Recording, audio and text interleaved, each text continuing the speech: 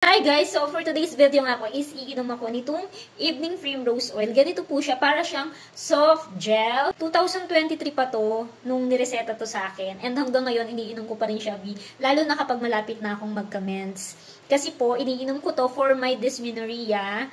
Not knowing na nakakaganda rin po ito ng skin and malaki po natutulong sa ating mga kababaihan, lalo na kung meron kang dysmenorrhea, meron kang hormonal imbalance, and malapit ka ng mag-menopause.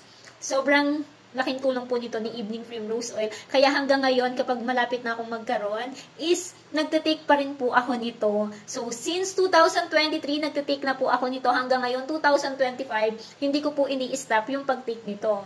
So, kapag malapit na akong magkaroon, iniinom ko po ito. And kapag nagkaroon na po ako, is ini-stop ko po yung pag-inom po nito. So, inom po tayo nitong Evening Primrose Oil. Medyo malaki yung capsule niya. Kasi 1,000 mg siya, kaya medyo malaki. Pero madulas naman po siya. So, kung nagsasuffer po kayo sa dysmenorrhea, hormonal imbalance, and premenopausal symptoms, and ito rin po pala yung nire-reseta sa mga malapit na pong mag-labor. Kasi po, pampaluwag din po ito ng cervix para mabilis po yung pag-anak po nila. Pero kung buntis ka po, wag po basta iinom nito dahil OB po ang nagre-reseta po nito.